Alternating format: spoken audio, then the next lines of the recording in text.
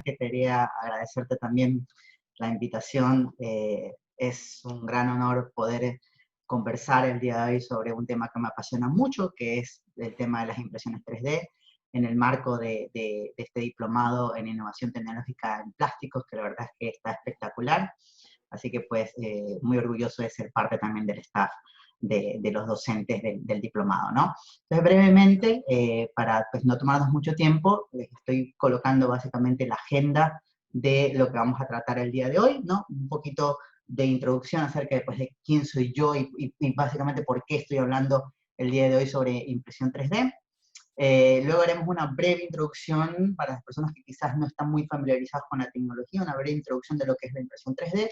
Y luego vamos a ir de lleno al tema, ¿no? Que es básicamente comparar tecnológicamente los diferentes procesos de impresión 3D que existen en el mercado, ¿no? En la industria. Y para poder compararlos, primero tenemos que presentarlos, ¿no? Entonces, lo que vamos a hacer en primer lugar es presentar los diferentes procesos de impresión 3D. Voy a presentar unos esquemas y voy a hablar en detalle de los diferentes tipos de impresión 3D. Quizás se van a asombrar de la gran cantidad de procesos de impresión 3D que tenemos en el mercado, ¿no? La gran mayoría de ellos trabaja con plásticos. Y luego vamos a hacer la comparación tecnológica. Voy a colocar tres, digamos, slides en donde vamos a comparar bajo diferentes aspectos los procesos de impresión 3D, ¿no? Y finalmente vamos a ir a la parte de preguntas y respuestas. Si alguien tiene alguna pregunta, alguna duda, la puedo colocar en el chat directamente y al finalizar pues, la presentación, con todo gusto iré respondiendo las preguntas de esta presentación, ¿no? Entonces, en primer lugar, pues empecemos brevemente presentándome, ¿no? A pesar de que ya Andrés tuvo digamos, el favor de presentarme, pero básicamente, ¿quién soy yo? Yo soy Gabriel Elguero, tengo, como dijo bien Andrés, un doctorado en Ingeniería Mecánica en la Universidad de Stony Brook en Nueva York, tengo una maestría también en Ingeniería Mecánica, soy ingeniero mecánico orgullosamente de SPOL, he dado un par de charlas TEDx también relacionadas con la impresión 3D, fui parte del equipo que trajo la primera impresora 3D del país, que la tuvimos en SPOL, ¿verdad? La tuvimos en nuestra facultad, orgullosamente, en nuestra facultad de Ingeniería Mecánica. Y también soy emprendedor, ¿no? Tengo una startup que se llama Elguero 3D, en donde básicamente damos servicios de diseño e impresión 3D focalizados al sector salud, y ahí en ese sentido pues hemos creado algunos productos, algunos servicios sobre impresión 3D específicamente en el sector salud, ¿no? Bien, ahora sí, vamos de lleno al tema y vamos a hablar un poco acerca de la impresión 3D, y lo primero que quiero hacer básicamente es responder la pregunta fundamental, ¿no? De qué es la impresión 3D, porque se puede decir muchas cosas y se puede hablar muchas cosas, pero yo quiero ser muy puntual al respecto, ¿no? La impresión 3D básicamente es un proceso en el cual un dibujo digital 3D es usado para fabricar un objeto depositando material capa por capa. Aquí hay varios términos muy importantes que hay que precisar, ¿no? El primero es ¿no? El que dice dibujo digital 3D, ¿no? Y es que básicamente no puede existir impresión 3D sin un dibujo digital 3D. O sea, no puede existir una impresión 3D sin colocar un input. Pensemos de la misma manera como cuando queremos imprimir algo en nuestra impresora de papel, ¿no? No podemos imprimir nada si no tenemos un archivo digital, ¿no? Si no tenemos un archivo de una foto, si no tenemos un archivo de un documento, de una hoja electrónica, no lo podemos imprimir si no tenemos ese archivo digital. Igual con las impresoras 3D. Pero en el caso de las impresoras 3D, el archivo digital es un archivo en 3 dimensiones, ¿verdad? Que se hace en un software especializado para esto, ¿no? Y lo otro es que a partir de ese archivo ocurre una serie de procesos que luego nos va a llevar a dejar instrucciones en la máquina que va a construir este objeto, que va a crear este objeto, siempre capa por capa, ¿no? La impresión 3D siempre capa por capa. Hay diferentes modos de hacerlo, pero siempre va a ser capa por capa en ese sentido, ¿no? Y hay varias características de la impresión 3D que la hacen interesante, que la hacen un proceso que llama mucho la atención, pero pasando un poco esa novelería, ¿no? Que la impresión 3D nos llama o nos induce a algo que es realmente importante y que puede solucionar muchos problemas en el mercado local, ¿no? Y en este sentido, vamos a introducir el término de manufactura aditiva, ¿no? Para, de alguna manera, empezar a mover la impresión 3D de algo que es un hobby, de algo que es para entusiastas, ¿no? Y para empezarlo a movilizar ya a la producción de algo que realmente sirva a la industria, ¿no? Otra cosa importante es que ciertamente, a pesar de que industrialmente las impresoras 3D son muy grandes, también tenemos una cierta capacidad de portabilidad en la impresión 3D, ¿no? Me pasó a mí durante esta pandemia, yo estoy con mi startup, estoy 100% en teletrabajo, y una de las primeras cosas que hice fue traerme algunas impresoras 3D a mi casa, ¿no? Y lo pude hacer gracias a la portabilidad que tienen, probablemente pues no podamos tener, va a ser mucho más difícil, por ejemplo, traer un centro mecanizado CNC o una inyectora de plásticos a la casa, quizás con una impresora 3D es un poco más sencilla, ¿no? La impresión 3D nos permite producir bajo demanda, lo que quiere decir que vamos a cambiar un poco la logística, ¿no? El modo logístico de manejar las cosas para dejar de tener inventario, ¿no? Físico y comenzar a producir cosas bajo demanda, ¿no?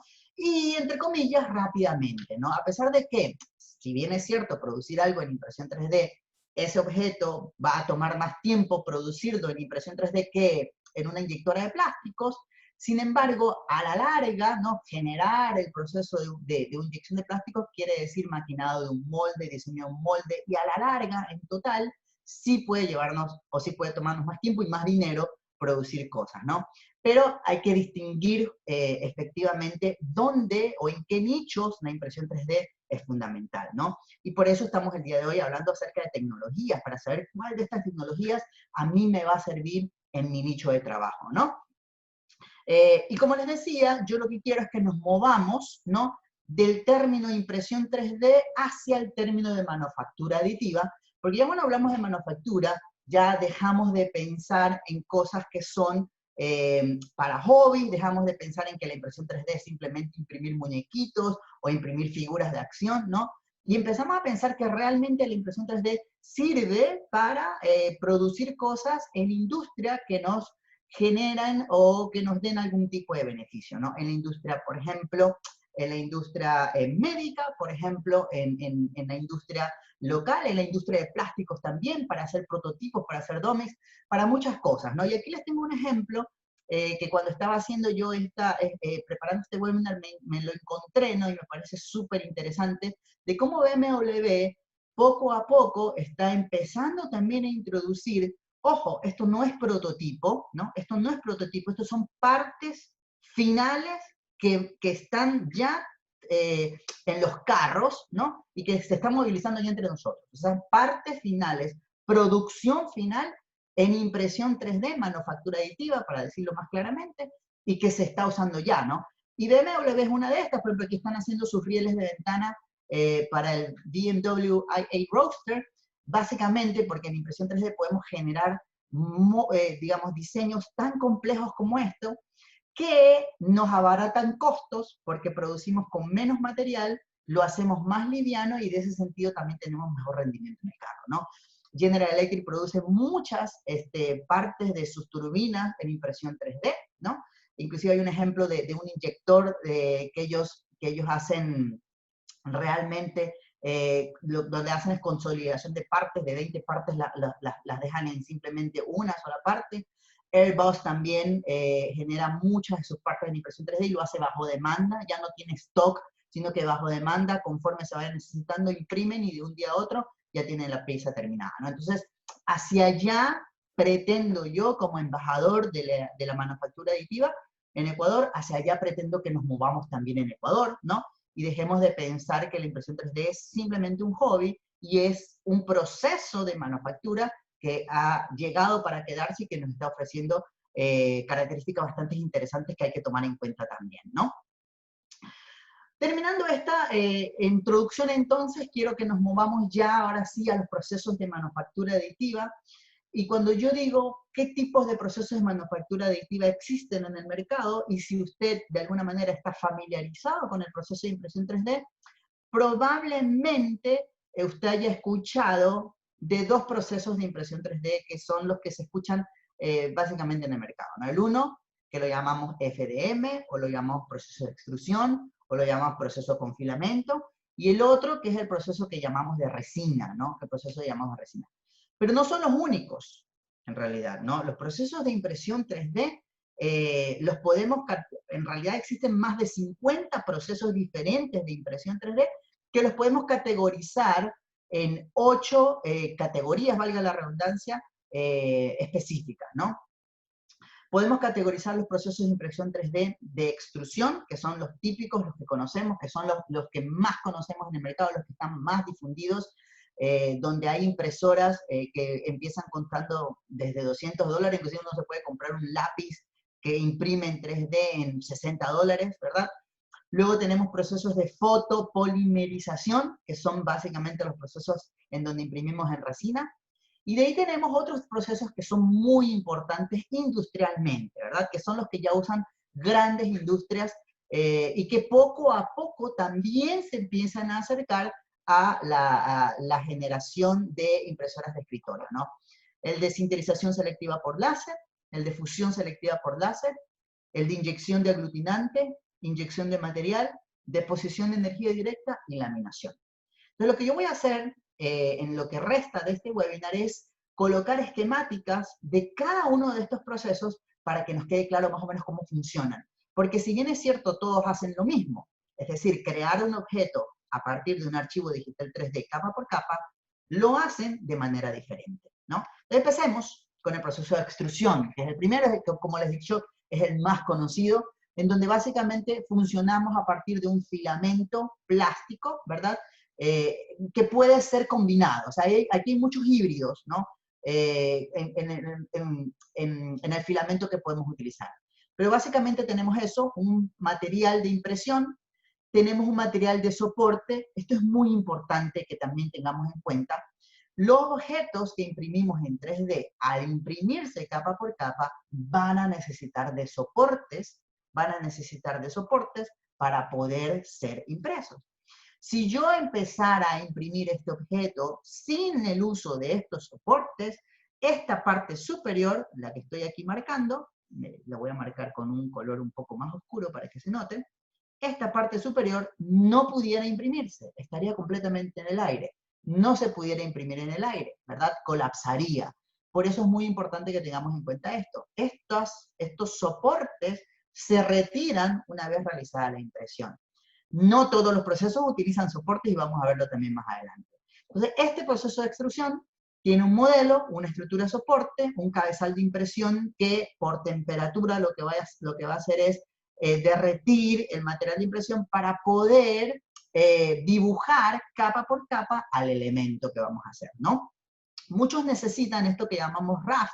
No lo he traducido, realmente se debería traducir como balsa, pero digamos el término raft está bastante difundido entre la comunidad de impresión 3D y una plataforma de fabricación. Aquí se puede mover la plataforma en conjunto con el cabezal en dos direcciones y la plataforma por sí sola aumenta una dirección más para irse movilizando y generar la fabricación capa por capa.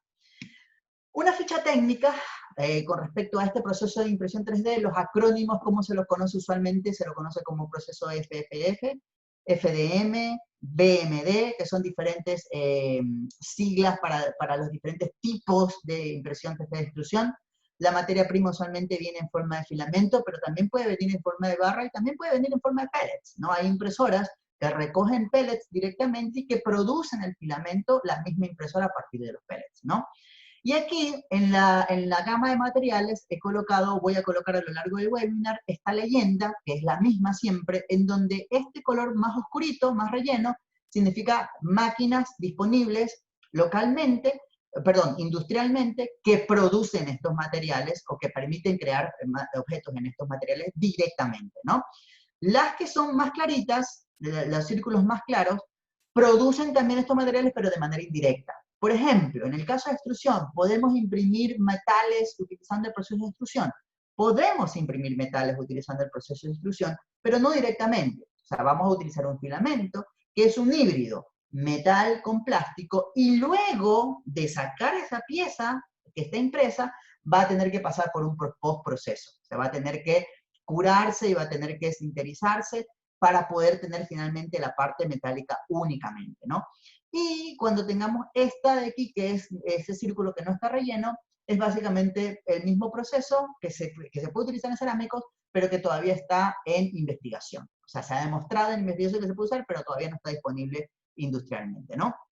Usualmente el proceso de extrusión va a pasar por un postproceso, ya que debido a la naturaleza del mismo, nos va a dejar este tipo de líneas o este tipo de marcas en la impresión. Y si nosotros queremos tener un mejor acabado, lo que vamos a hacer es pasar por un proceso de lijado y luego también admiten un proceso de pintura, como en este caso estos ductos de aviones que se imprimieron en un proceso de extrusión. El siguiente proceso es el de fotopolimerización, que es básicamente el proceso de resina, que funciona totalmente diferente. Aquí la materia prima no es un filamento, aquí la materia prima es un líquido, es un plástico, pero en estado líquido, es una resina que es fotosensible. ¿Qué quiere decir esto? Que la resina se va a endurecer con la ayuda de alguna fuente de energía. Esa fuente de energía, en este caso, es un láser. Entonces el láser lo que va a hacer es dirigir a partir de unos espejos y proyectar la forma de cada una de las capas, nuevamente, impresión siempre capa por capa, la forma de cada una de esas capas en la resina. Y va a ir endureciendo esa capa, y luego la siguiente encima de esa, y luego la siguiente encima de esa, para poder tener finalmente el objeto terminado. Quiere decir que entonces aquí vamos a tener un objeto terminado sumergido. Sí, vamos a tener un objeto terminado que está sumergido completamente en resina. Hay ciertas máquinas de fotopolimerización que lo hacen al revés, en donde ya el objeto terminado va a quedar colgando directamente para que no esté sumergido, pero nuevamente estos elementos tienen que pasar por un postproceso también de curado, básicamente porque como es fotosensible, necesita un proceso de curado para alcanzar su rigidez o la rigidez necesaria, ¿no? Estos procesos se conocen usualmente como SLA, DLP o clip. La materia, como ya le he dicho, es líquido y funciona específicamente con fotopolímeros. También hay hay fotopolimerización para metales y para cerámicos, pero nuevamente tienen que entrar a un postproceso, no lo hacen directamente. Compuestos, biomateriales se utilizan mucho en este caso, ¿no? Y podemos obtener nosotros productos como los que estamos viendo, ¿no? Este específicamente es metal, ¿no? Es resina por metal que luego tiene que entrar a sinterización. Y Nike y Adidas tienen una producción también de las suelas de sus zapatos utilizando impresión 3D, en este caso de fotopolimerización, ¿no? Como ustedes pueden ver en esta lámina hay una diferencia bastante marcada, ¿no? Entre los procesos de extrusión en donde se ve claramente la formita de claramente las líneas de impresión, ¿no? Y un proceso de fotopolimerización en donde esas líneas han desaparecido ya, ¿no? Esas líneas han desaparecido ya. El siguiente es el proceso de sinterización selectiva por láser. Es un proceso que ya los dos anteriores están en el rango del escritorio, ¿no? Impresoras baratas de escritorio. Este ya empieza a movilizarse al rango industrial, aunque hay algunas impresoras de sinterización selectiva por láser que compiten bastante bien en el rango de escritorio también, ¿no? Aquí la materia prima ya no es un líquido, ya no es un filamento, aquí la materia prima es un polvo, ¿no? Es un polvo.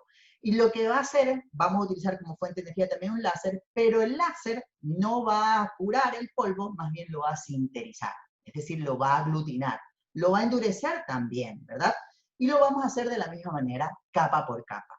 Una de las cosas interesantísimas del proceso de sinterización selectiva por láser es que los modelos no necesitan soportes, ¿verdad? Los modelos al final quedan completamente enterrados en el polvo, quedan completamente enterrados en el polvo y no necesitan soportes, lo cual lo hace bastante atractivo porque siempre hay que retirar esos soportes y pueden dañar la superficie también de los modelos, ¿no? Este tipo, como les digo, se los conoce como SLS, también se los conoce como HSS o como MJF. La materia prima es polvo, funciona muy bien con termoplásticos, voy a cambiar aquí este color, funciona muy bien con termoplásticos, funciona con cerámicos y con compuestos, pero no funciona con fotopolímeros o metales, ¿no? Tenemos un acabado que visualmente, claramente se distingue todo lo que tiene que ver con sinterización selectiva por láser, ¿no? Vemos esas líneas. Una de las cosas interesantes que tenemos en sinterización selectiva por láser es que tenemos una resistencia bastante elevada porque borramos todo lo que tiene que ver con anisotropía de los elementos que se producen. Entonces vamos a tener elementos bastante fuertes que sirven ya directamente para producción y para partes ya terminadas que podemos utilizar como piezas de máquinas o de diseños, ¿no? Como les digo, este proceso no se utiliza en metales, pero hay una variación del mismo que sí se utiliza en metales, que se llama fusión selectiva por láser, en donde otra vez tenemos polvo, pero en este caso polvos metálicos, ¿verdad? Y aquí el láser tiene que ser muchísimo más poderoso porque el láser no va a sinterizar estos polvos, sino que los va a fundir. Por eso se llama fusión selectiva por láser. Va a fundir capa por capa el polvo para terminar con el elemento. Y debido a la naturaleza de este proceso, sí es necesario aquí utilizar soportes o que coloquemos soportes para la fabricación de los mismos, ¿no? Estos se llaman SLM o DMLS o EBM también, Electronic Beam Melting, por ejemplo, ese es el acrónimo. La materia prima es en polvo y exclusivamente la función selectiva por láser se utiliza para impresión 3D de metales. Por eso, este proceso, que por cierto es muy costoso, se utiliza específicamente ya para partes terminadas y es muy utilizado, por ejemplo, en la industria médica, ¿no? Donde podemos producir implantes a medida, como por ejemplo este, que es un reemplazo para cadera, ¿no? Implantes a medida listos y que además, debido a que el acabado superficial no es muy bueno, pueden entrar a mecanización también, ¿no? Podemos colocarlos en mecanización, lo podemos meter a un torno, a un centro de mecanizado para darles un acabado superficial bueno, ¿no? El siguiente proceso es el proceso de inyección por aglutinante. Aquí la materia prima también es polvo, pero no usamos un láser para curarla, más bien usamos un aglutinante. Hagan de cuenta que es un líquido que lo que hace es endurecer el polvo, ¿no? Más o menos como estas super gomas o como estas brujitas, ¿no? Que se utiliza super bonder, ¿no? Más o menos así. Entonces, lo que aquí suministramos es un aglutinante que va a endurecer el polvo capa por capa. No se utiliza un láser. Un dato interesante es que esta fue la tecnología de la primera impresora 3D que tuvimos en el país, en SPOL, en la Facultad de Ingeniería Mecánica, que todavía está ahí, ¿no? Que todavía está ahí. Como ficha técnica, este es el proceso que se creó con el nombre de impresión 3D, ¿no? 3D printing, este es justamente el proceso que se creó con ese nombre y luego ese nombre se comenzó a utilizar de manera más general para todos los procesos, ¿no? La materia prima es en polvo, funciona muy bien con metales y cerámicos, pero tienen que entrar a un postproceso, y también con biomateriales. Importante que este proceso nos permite hacer impresión 3D en azúcar, en arena, en ciertos farmacéuticos para producir píldoras también, o en yeso inclusive, ¿no? Y como pueden ver, aquí también todos los elementos que producimos están sumergidos en el polvo, quedan sumergidos en el polvo y no necesitamos soporte tampoco debido a esa, digamos, característica, ¿no? El siguiente, que es parecido, se llama inyección de material. En este caso no inyectamos un aglutinante sobre el polvo, sino que inyectamos directamente el material. Y este es un proceso que está muy inspirado en las impresoras de inyección que tenemos o que podemos utilizar en nuestras casas, ¿verdad? De hecho, está muy, digamos, apadrinado por HP, que es digamos, la marca por excelencia de impresoras de inyección, pero hay otras marcas que también lo tienen. Se llama inyección de material. Aquí tenemos, en ese cabezal inyectamos directamente un material de impresión, un material de soporte, y se preguntarán, ¿y cómo lo endurecemos, ese material? Bueno, lo endurecemos utilizando una luz ultravioleta, ¿verdad? Una luz ultravioleta que lo que va a hacer es curar. Lo interesante y lo increíble de este proceso, que por cierto también es muy caro, pero la calidad de los modelos que ya voy a presentar, inclusive unas fotos, es muy, muy buena, es que podemos imprimir material o inyectar material directamente de un color específico, lo que nos da lugar que podemos imprimir cosas de diferentes colores y mezclar colores y ya tener modelos mucho más vívidos para trabajar, ¿no? Este es un proceso que se conoce como multijet, MJ, polyjet, ¿no? La materia prima es líquida, ¿verdad?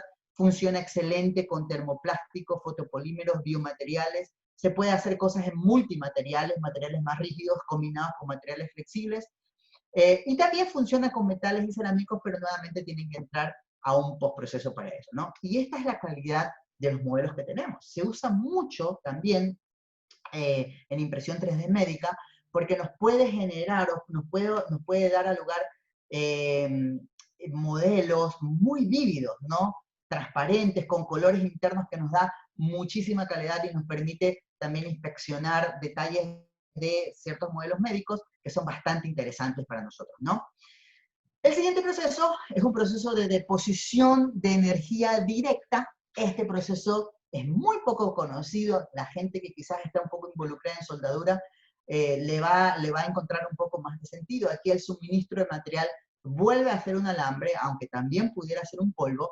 Y aquí lo que hacemos es, tal cual, un proceso de soldadura, depositar ese material que luego va a ser curado a partir de un láser o un rayo de electrones directamente, ¿no? Ese rayo de electrones lo que va a hacer es fotocurar, no foto, perdón, va a ser curar capa por capa cada uno de los materiales. Obviamente, debido a la forma de la materia prima, no vamos a tener resoluciones muy buenas. O sea, no nos va a servir para imprimir cosas muy pequeñas de muy alta resolución como la otra. Pero nos va a servir para imprimir otras cosas bastante interesantes. Les voy a mostrar algunas fotos. Antes de eso, la ficha técnica, ¿no? Acrónimos.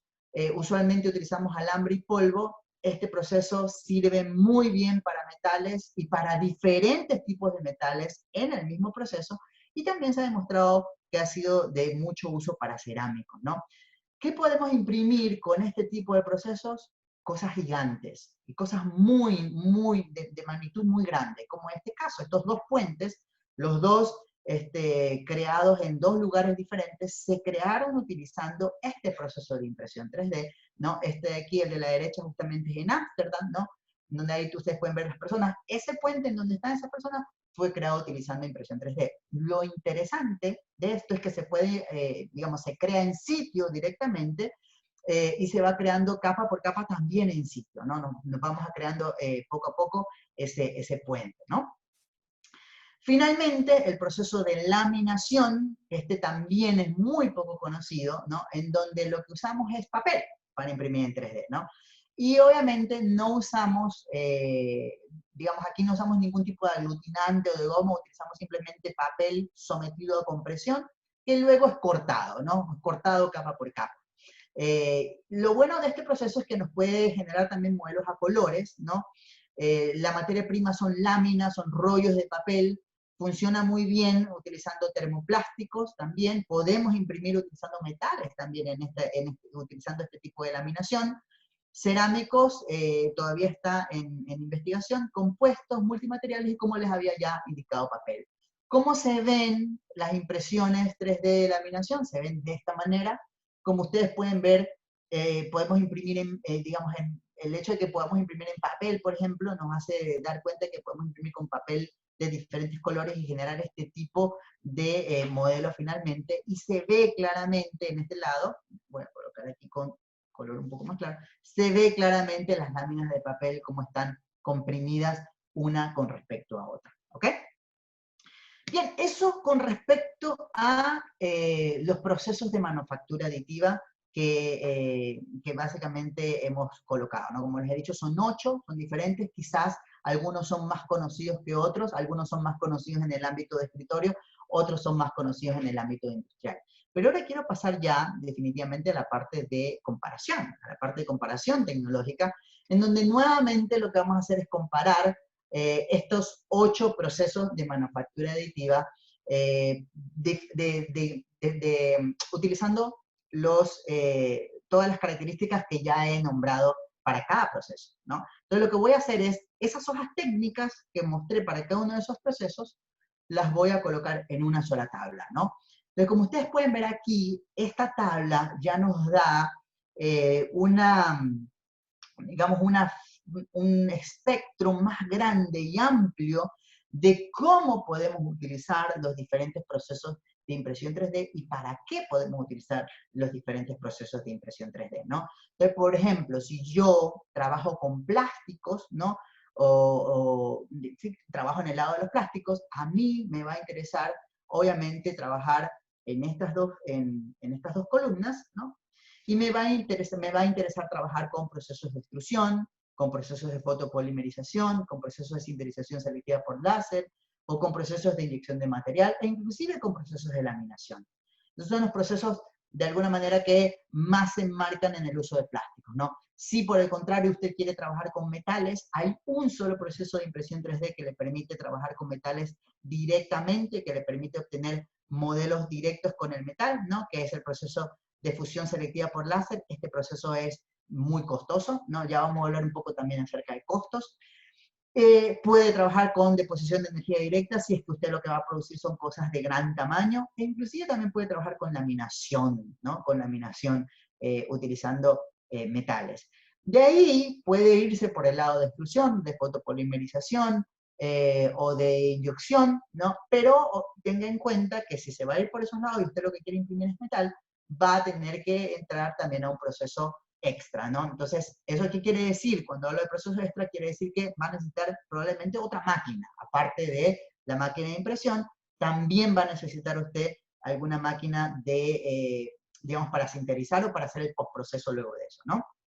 Otra cosa muy importante en el lado de los metales es que específicamente en el de fusión selectiva por láser hay que retirar todos los soportes y ese proceso es desgastante, ¿no? Y requiere mucha energía porque lo que ahí vamos a hacer es cortar metal, ¿no? Y eso no se realiza de una manera muy sencilla, ¿no?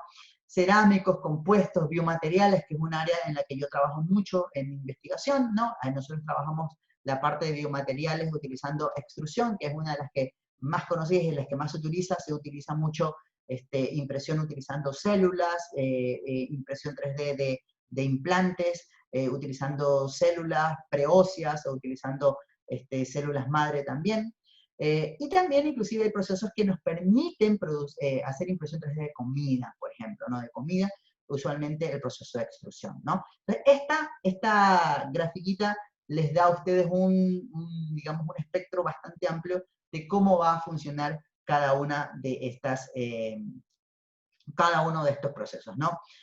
Otra cosa que probablemente le parezca a usted interesante es comparar los procesos de impresión 3D ya directamente con los procesos de fabricación comunes y corrientes, los tradicionales, por llamarlos de alguna manera, ¿no? Entonces para eso pues preparamos esta tabla también, en donde estoy comparando no todos los 8 procesos, estoy cogiendo 5 que me parece que son los que comercialmente son los más importantes y se están convirtiendo ya en estándares industriales también, como lo mostré en la primera parte de este webinar, ¿no?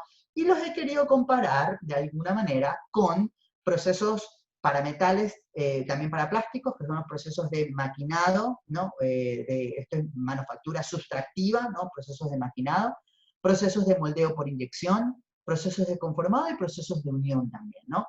Y los estoy comparando con los procesos de impresión 3D en función de diferentes características, ¿no? En función de qué tan costosos son a volúmenes bajos, qué tan costosos son a volúmenes altos, cuál es su tiempo de espera, qué tan buenos son en la selección de material, o sea, cuánto material tengo disponible para producir, en el acabado superficial, tolerancia, ensamblaje integrado, complejidad y personalización, ¿no? ¿Qué significa esto, no? Como ustedes pueden ver, a bajos volúmenes, es decir, para producción de bajos volúmenes, los procesos de impresión 3D son tienen digamos, una curva costo-efectividad bastante alta, ¿no? Porque claro, no necesito, por ejemplo, en el caso de moldeo por inyección, no necesito tener un molde para producir uno solo, por ejemplo, o en los conformados o en la unión es lo mismo, ¿no? Si yo lo que quiero es imprimir 1, 2, 10, hasta 100, ¿no? Probablemente los procesos a bajos volúmenes funcionan muy bien. Y ahí entra también este asunto de la personalización, ¿verdad? Bajo volumen lo compenso con la personalización de los objetos que yo voy a obtener.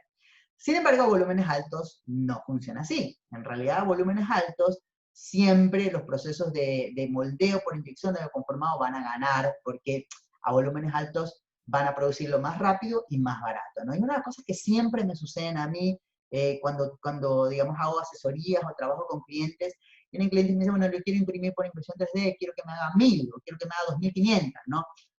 Por ejemplo, en el caso de los face shields, digamos, estos cubrecaras que nosotros en nuestra empresa hicimos alguna donación, muchos interesados se acercaron a mí y dijeron, bueno, quiero que me venda 5000 face shields, por ejemplo, ¿no? Entonces, nosotros que los producimos por impresión 3D, básicamente eso es imposible, ¿no? No podemos imprimirlo, porque hacer un face shield por impresión 3D, para que tengan ustedes una idea, dura entre una hora y media y 2 horas, ¿no? Pero hacerlo por inyección de plástico, eso dura segundos únicamente, ¿no? Entonces ahí hay, digamos, una diferencia. Probablemente esa persona que quiere 5000 va a hacerle para esa persona mucho más atractivo utilizar un proceso de inyección, ¿no? Tiempo de espera muy importante. Yo puedo imprimir algo en impresión 3D inmediatamente, ¿no? Si tengo el dibujo 3D, de hecho en este momento tengo cosas imprimiendo mientras estoy hablando con ustedes, ¿no? Que probablemente en algunas horas ya estarán listas. Pero en cambio, cuando yo tengo que seleccionar material, ahí sí flaqueamos en impresión 3D, porque el abanico de materiales, aun cuando es bastante amplio, todavía no está a la par del abanico de materiales que podemos imprimir, que podemos procesar cuando tenemos procesos de manufactura convencional, ¿no? Lo mismo con el acabado superficial, tampoco damos buen acabado superficial utilizando impresión 3D, en lo cual sí podemos dar, por ejemplo, en CNC, digamos, el proceso, digamos, más importante para dar acabados superficiales, ¿no? Esto me gusta mucho, ensamblaje integrado. Nosotros podemos producir piezas en impresión 3D de ensambles ya listos. O sea, podemos producir ensambles completos ya listos. Por ejemplo, producimos una mano de una prótesis ya directamente lista desde la impresora 3D, sin la necesidad de hacer una piecita, otra piecita, otra piecita y entrar a ensamblar, ¿no? Por eso aquí les daba también básicamente este ejemplo de General Electric, que su inyector de combustible para sus turbinas pasó de tener 20 piezas a una sola, o consolidarla a una sola pieza utilizando impresión 3D, ¿no? Y personalización, bueno, ahí sí ganamos en impresión 3D porque podemos imprimir a bajos volúmenes y la personalización es inmediata y rápida también, ¿no? Si, por el contrario, lo que queremos hacer es comparar costos entre los procesos de impresión 3D, los he dividido en 3 grandes grupos, ¿no? Costo bajo, ¿no? Costo bajo, procesos de extrusión, procesos de laminación, sin contar el de los metales, ¿no? Un costo bajo de impresión 3D, ¿no? Costo moderado, todos los procesos de fotopolimerización, sintetización selectiva por láser, inyección de aglutinante. Y costo alto, los procesos de fusión selectiva por láser, inyección de material y deposición de energía directa. Y estos costos son tanto para la maquinaria como para las piezas terminadas, ¿no? Entonces, por ejemplo, una máquina de extrusión, como les digo, usted puede encontrar una máquina de extrusión, digamos, decente, porque también se puede encontrar unas muy malas, pero una decente entre 250 y 350 dólares, ¿no? Pero si yo quiero comprar una máquina decente de fusión selectiva por láser, me va a costar aproximadamente $750,000. O sea, ahí hay una diferencia abismal entre uno y otro, ¿no? Y ya con esto termino, ¿no? Se hizo una encuesta entre cuál de estas tecnologías es la que más se utiliza en las industrias localmente. Esto es una encuesta, digamos, global a nivel mundial, ¿no? Y me parece muy interesante que uno pensaría quizás que el proceso de fotopolimerización está luego del proceso de extrusión, ¿no? Este de aquí es el proceso de extrusión, este es extrusión, y este es el proceso de fotopolimerización, ¿no? Que son digamos, los que son más difundidos en la gama de escritorio. Pero no, realmente los procesos más utilizados de impresión 3D luego de extrusión es el proceso de sinterización selectiva por láser. Y eso nos da una idea de cuánto la industria se está abriendo al proceso de impresión 3D.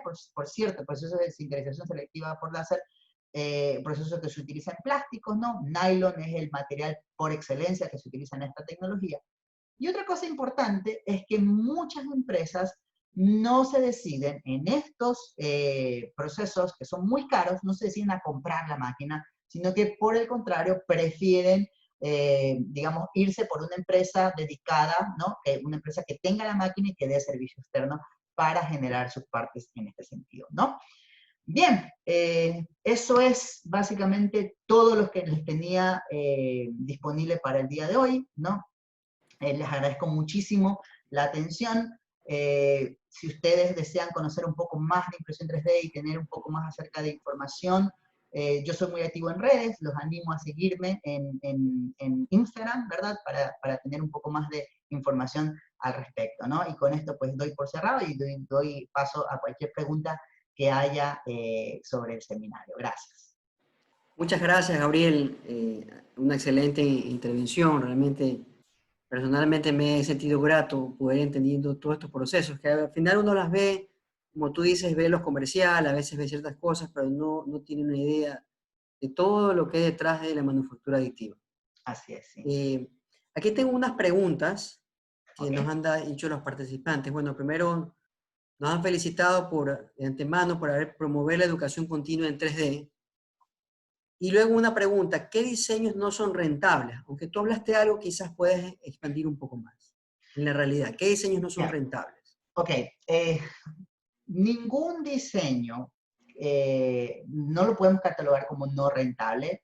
Esto depende mucho de la aplicación a la que vayamos a ir. Por ejemplo, si yo lo que quiero, te doy, digamos, mi opinión como dentro de mi empresa, ¿no? Si yo lo que quiero es producir algo en impresión 3D para el parte médica, nosotros hacemos biomodelos que son para planificación médica, no sería rentable producir algo como esto digamos, utilizando un proceso de impresión metálico, por ejemplo, ¿no? Si es un implante, no sería rentable producirlo en otro proceso. En realidad, depende mucho de la aplicación, la rentabilidad depende mucho de la aplicación y depende mucho también de si realmente el proceso de impresión 3D es apto para eso, ¿no? Yo tengo muchos casos de muchos clientes que quieren imprimir cosas, que vienen con ideas bastante interesantes y quieren imprimirlas, pero lamentablemente los procesos de impresión 3D no son aptos para imprimir eso. Te doy un ejemplo. En extrusión, que es el proceso más utilizado, tenemos un problema de anisotropía, es decir, que las cargas o que los modelos que tenemos van a tener una resistencia diferente si yo lo estiro que si yo lo comprimo. Y muchas veces los modelos, que como están en el imaginario local, nosotros no pensamos en eso, nosotros pensamos que el modelo me va a tener la misma resistencia de cualquier manera que yo lo comprima. Y esto es uno de los escollos que tenemos en impresión 3D, ¿no? Que, digamos, debemos de asesorar claramente a las personas que quieren o que vienen con sus diseños en función de si realmente la impresión 3D es algo para ellos, ¿no? Es algo que les va a servir. Otra, por ejemplo, si es que vienen y dicen, bueno, que yo quiero imprimir esto por cientos, por miles, ¿no? También ahí la impresión 3D no sería lo más adecuado. Por eso la rentabilidad depende mucho de la aplicación. Perfecto. Ujú. Usted menciona que hay diferentes procesos de aplicación de manufactura aditiva en un futuro objeto en 3D. ¿Cómo saber cuál es la idea de mi necesidad en caso de no ser conocedora del tema? Bueno, creo que un poco, no sé si quieras tú expandir más. Sí, en el caso de que, digamos, no seamos conocedores del tema, yo siempre digo, acudamos a un experto, ¿no? Acudamos a un experto. Y esa es otra de las cosas con las cuales yo me encuentro mucho en impresión 3D. Como las máquinas se están abaratando, encuentro mucha informalidad, ¿no? Muchas personas que quizás comprando una máquina creen que por eso ya les da o los capacita para poder ofrecer servicio. Y la impresión 3D o mejor dicho, la manufactura aditiva, como cualquier proceso de manufactura, es una ciencia que hay que estudiar y que hay que investigar. Entonces yo sí le digo, asesórese con un experto, que es lo más importante. Una de las cosas interesantes es estar aquí, esto ya es el primer paso, ¿no? Podríamos poder aprender acerca de los diferentes procesos, de qué materiales me sirven para cada uno de ellos, pero siempre es importante asesorarse con un experto al respecto, ¿no? Gabriel, ¿alguna fabricante para impresión por extrusión que tú sugerirías De máquinas, de máquinas? Así sí, como que a ver, esa es la pregunta. sí, sí, perfecto. A mí me gustan mucho, las máquinas que yo uso son Prusa, que es un fabricante de República Checa, que produce máquinas, digamos, no cuestan $250, pero tampoco cuestan $3.000. O sea, la mejor máquina de ellos, que es la Prusa i3, cuesta alrededor de $1.000 ya ensamblada. Yo he hecho pedidos directamente, me la traen directamente acá al Ecuador y son máquinas muy, muy buenas, que producen modelos de excelente calidad y que digamos, duran mucho, ¿no? Entonces, esa es la máquina que yo siempre recomiendo, ¿no? Yo no vendo impresoras, eso, digamos, hagamos un disclosure acerca de eso, no vendo impresoras, pero la Prusa me gusta mucho y la recomiendo siempre, 100%. Tenemos otra pregunta. ¿Para fusión selectiva por láser, se puede utilizar cualquier tipo de metal? Para fusión selectiva por láser no se puede utilizar cualquier tipo de metal. Hay metales que no, digamos, no aceptan el proceso de fusión. Actualmente se está trabajando con algunos aceros, algunas aleaciones de aceros, siempre en polvo, ¿no? Se está trabajando con algunas aleaciones de acero de carbón, aceros inoxidables, y el metal que más se imprime en fusión selectiva por láser es el titanio, ¿no? El titanio o los polvos de titanio son el material que más se produce por fusión selectiva por láser. La impresora que tú recomendaste hace un poco, ¿serviría para diseños industriales y realizar prototipos de colores? No, a ver, no directamente. Prusa tiene digamos, un módulo que te venden aparte, que es modo multimaterial, que te permite imprimir discretamente con colores. O sea, no vas a tener el acabado que presenté para Polyjet, por ejemplo. No vas a tener el acabado que tienes para inyección de material. Te permite imprimir discretamente por colores. Hay otro elemento que también se puede comprar que se llama Mosaic, ¿verdad? Que es como una cajita en donde uno pone diferentes filamentos de diferentes colores y automáticamente también te imprime cosas en diferentes colores, nuevamente discretamente, ¿no? ¿Y a qué me refiero con discretamente? Que no vas a ver un cambio gradual de un color blanco a un color negro, o sea, se va a notar claramente cuál es la diferencia, que probablemente pueda funcionar bien, ¿no? En extrusión, ahí yo soy sincero, lo que recomiendo es imprimir en un solo color y luego pintarlo, que eso también se puede hacer y lo admite muy bien. Ok, hay otra pregunta, dice un participante anónimo. Yo quisiera realizar figuras de acción. ¿Qué impresión 3D sería la mejor sin tomar en cuenta el precio, sino la calidad? Ok, si lo que usted quiere es hacer figuras de acción, usted tiene dos caminos o debería ser, digamos, debería ser una contrapregunta. ¿Usted quiere tener movimiento en esas figuras de acción? Si lo que quiere tener movimiento en esas figuras de acción, yo recomendaría definitivamente sintetización selectiva por láser, que son impresoras que producen en polvos de nylon, que permiten generar modelos ya ensamblados directamente y funcionan muy bien y tienen una excelente acabado de calidad. Si por el contrario quiere imprimir modelos que no tienen movimiento, estatuas, alguna cosa así, puede hacerlo. Yo recomiendo utilizar fotopolimerización, que le va a dar un excelente acabado. También puede hacerlo por extrusión y puede tener un buen acabado, pero mientras más grande, mejor acabado va a tener. Entonces, si yo quiero imprimir algo chiquitito, no voy a tener un muy buen acabado utilizando extrusión. Hay una pregunta aquí. ¿Cuáles son los software más utilizados para impresión 3D? Ok, cuando yo hablo de software en impresión 3D, tengo que discretizar en dos tipos de software. El software que me ayuda a diseñar en 3D y el software que me ayuda a imprimir en 3D. Cuando me hablo de imprimir en 3D, el software que imprime en 3D es un software que lo que hace es rebanar los modelos y mandar códigos de cada una de las capas a la impresora. Entonces eso es un software de rebanado, no es un software de rebanado. Si hablamos de software de diseño 3D, hay varios. Yo recomiendo Fusion 360, que me gusta mucho. Yo uso personalmente SolidWorks y también uso y recomiendo este que me gusta muchísimo y que lo estoy recomendando cada vez más, que se llama Onshape, que es, esto no es un software, no es algo que se instala directamente en la computadora, eso es lo bonito, que es, digamos, basado completamente en web, en el navegador, uno entra al navegador, busca onshape.com y ya comienza a diseñar directamente, no hay que instalar nada y funciona a partir de la capacidad que tienen los servidores de ellos. Funciona muy bien. Si por el contrario lo que queremos hacer es imprimir o tenemos un software de rebanado en impresión 3D, hay dos. Hay uno que es gratuito, que se llama Cura, que la gente lo usa muchísimo, y el que yo uso personalmente, que no es gratuito, pero que vale la pena pagarlo, es Simplify 3D. Okay. Hay otra pregunta, dice, en objetos ligeramente pequeños, ¿el aspecto del producto final es realmente satisfactorio en cuanto a las fisuras de superficie? Si la impresión 3D se hace en extrusión, por ejemplo, o en laminación, no.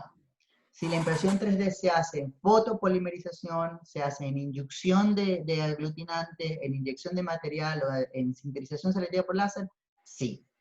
Ahí sí vamos a tener un excelente acabado en piezas muy pequeñas, sin ningún problema. Pero en extrusión, no. Para realizar piezas de plástico para un prototipo de motocicleta, ¿cuál sería el proceso más recomendable? Si es prototipo, si es únicamente prototipo, use extrusión sin ningún problema. Ahí el único inconveniente es el tamaño, ¿verdad? Porque ahí vamos, otra de las cosas que probablemente nos detiene en impresión 3D es el volumen, ¿no? Si estamos hablando de motocicletas, estoy pensando en quizás en volúmenes muy altos, y ahí vamos a necesitar piezas o impresoras 3D de gran tamaño, o en su defecto imprimir por partes, que en prototipado quizás no tenga ningún inconveniente, ¿verdad? Si es prototipo, si es para usarlas directamente en la moto, primero no lo recomiendo por una cuestión de copyright, ¿no? Por una cuestión de derechos, no estaría bien copiar un repuesto sin tener yo el registro de patente del mismo, ¿no? Y segundo, que, por ejemplo, ahí solo recomendaría un proceso que no sea anisotrópico, como el de fotopolimerización o quizás el proceso de sintetización selectiva por láser, pero es muy difícil encontrar eso en el país. Ok, Miguel Lazo nos dice, excelente charla, muchas gracias.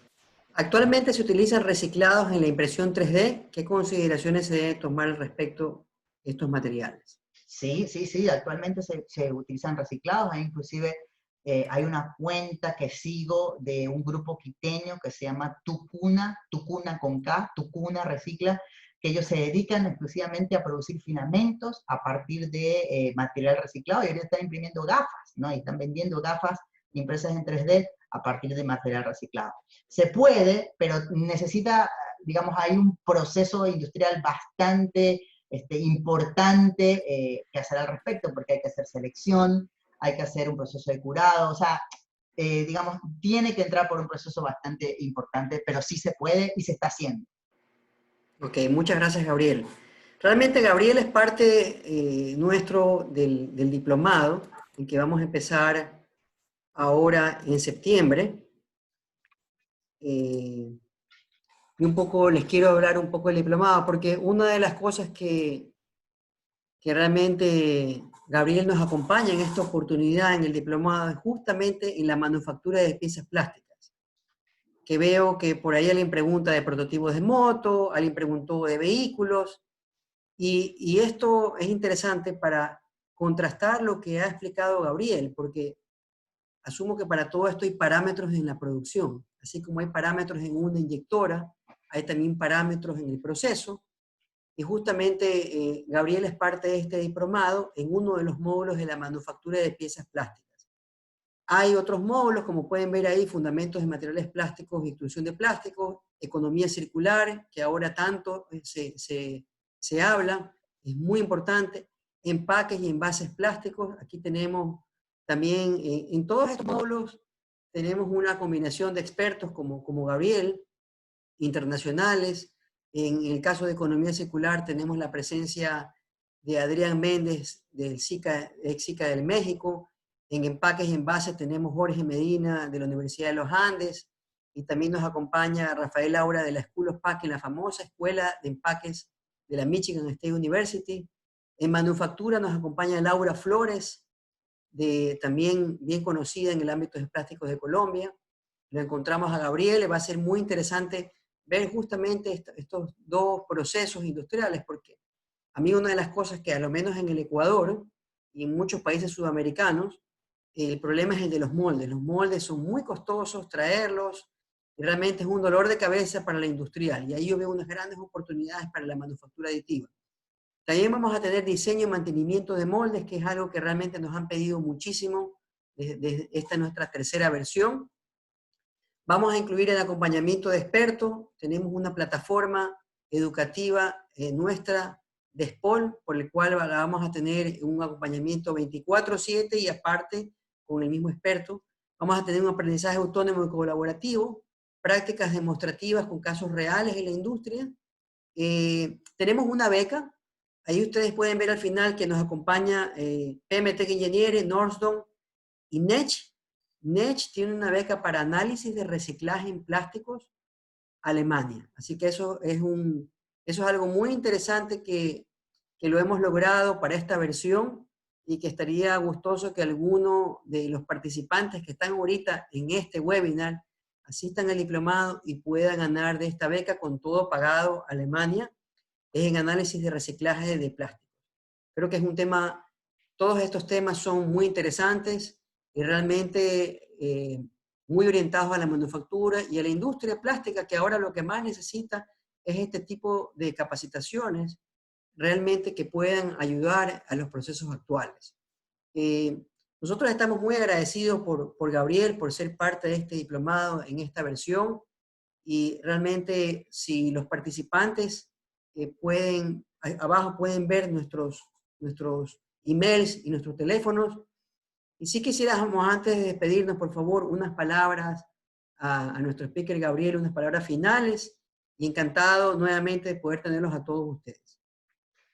Bien, Andrés, sí, muchísimas gracias nuevamente. Yo animo a todos los participantes digamos, a interesarse y a entrar, claro que sí, a este diplomado que va a estar súper bueno.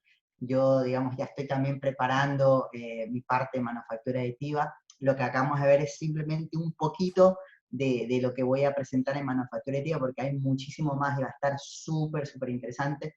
Así que pues los animo a todos a seguir. Te agradezco muchísimo, Andrés, y nuevamente para mí es un honor ser parte de este diplomado y ser parte de SPOL también, como no, y de nuestra facultad, y de iniciativas tan interesantes y tan provechosas como esta. Ok, muchas gracias, Gabriel. Nos pueden haber visto, estamos en la revista Plastic Technology, en la revista Tecnología Plásticos de Colombia.